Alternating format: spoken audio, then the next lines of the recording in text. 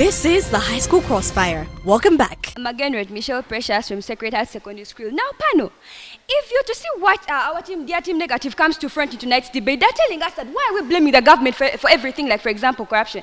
Now, members in the House, in tonight's debate, I'm going to show you why we are really blaming the government for the lack of political will, which is resulting to the shoddy work on infrastructure in northern Uganda. Now, members in the House, the reason why we are first blaming the government for everything, however much they're saying that it is the shoddy work is due to the failure of the constructors. But members in the House, we said it was the duty, and it is still the duty of the government to monitor the work till the dot, members in the House. But the government has failed actually to monitor, to follow, and to implement strong laws against such kind of work in northern Uganda, members in the House, which still goes back to the lack of political will by the government, members in the House, because they're not monitoring, they're not following up, and they're not doing the needful in order to improve on the shoddy work that is being done in northern Uganda. Members in the House, they came here also telling us that our definition was not clear. But if we were to see what they presented, it was just the same, but in another way that they framed it. But it was still the same. Like, for example, they claim that shoddy is careless or bad way. But also we said our shoddy is poor quality, which is still the same. Members in the House also came here telling us that it is the failure of the constructors. But members in the House, let us see it in this perspective. It is because the government gives these constructors little fund. If they give a little fund, what do you expect these constructors to do? Do you expect them to give us quality work or just kind of work which is appropriate to the money given by the government? Now, members in the House, it is also due to the lack of monitoring and follow-up and also implementing of proper laws by the government in order to prevent this shoddy work. That is why we are still saying tonight's debate that it is due to the lack of political will by the government, members in the House. And also, members in the House, to take you back in the lack of political will in education system, members in the House.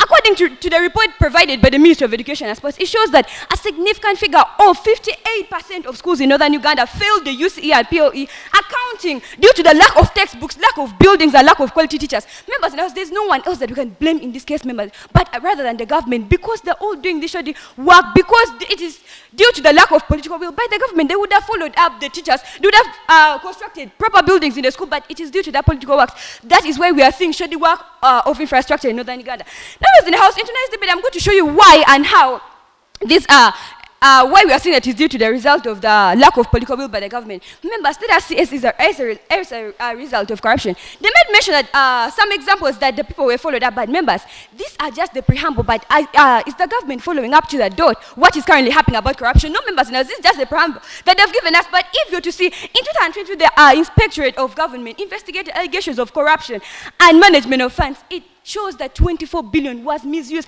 Now, the clear example is provided by the New Vision, states that the Gulu Juba highway, it was supposed to be a 4-way road, but right now it's only a 2-way road, members, with tantamount that it is lack of political will by the government. That is why we are having shoddy work of infrastructure in northern Uganda. Members, the second thing I want to talk about is the delays in the projects that are being in northern Uganda. Members in the House, the project has been delayed multiple times, members, but we see the government has the capability to follow up to the dot, and yet they're not doing what is the need for members in the House. Even though the constructors are delaying in doing the work, we still blame the government because they did not send the fund earlier, members in the House. They did not follow up to the dot, member. That is why we are still saying we are still affirmative. It is lack of political will. That is why we are saying should the work on infrastructure in northern Uganda, members in the House.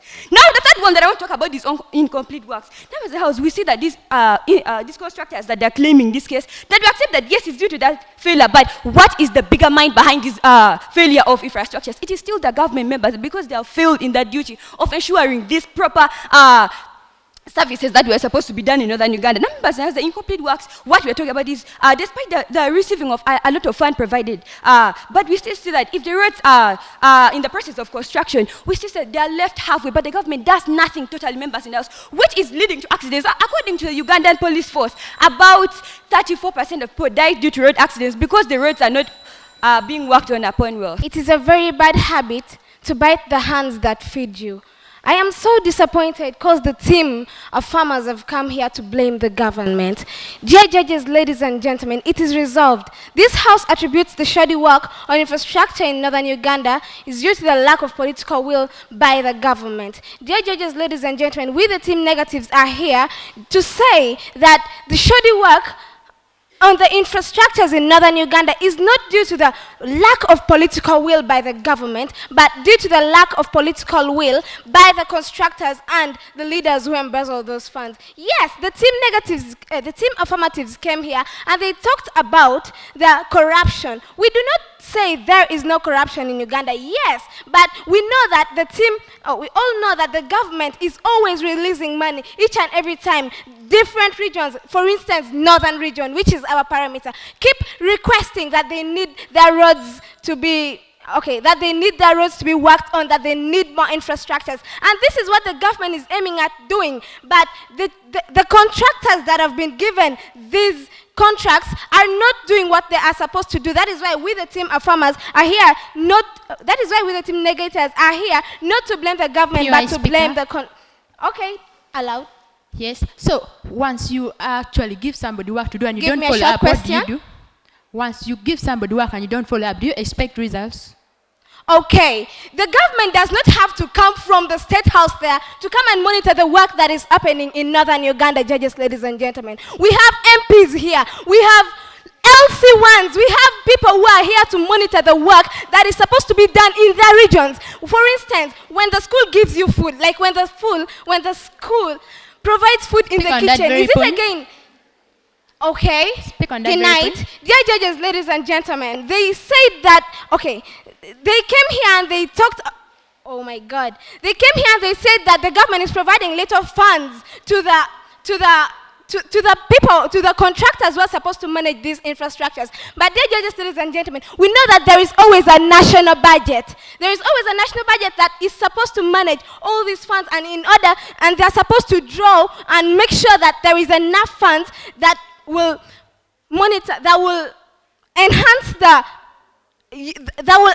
the construction of these infrastructures. And they also said that there is no monitoring by the government. I already told them that the government does not have to come and monitor the infrastructures. And they said that the constructors are not being paid in time. But we do not have any evidence of that, so there is no way we can believe that because they have the team burden of proof. And they also said these contractors are they also say that these contractors are dear judges, ladies and gentlemen, according to the USB, companies like E&S are the ones, these companies are the ones who are instead embezzling the funds. So instead of them blaming the government, they have to blame the contractors because they are always given enough money. They are always, before they sign contracts, they make budgets. So they have to know the enough amount of funds which will be able to, for instance, to construct the roads that they said was supposed to be like a 4-way road, something of that kind.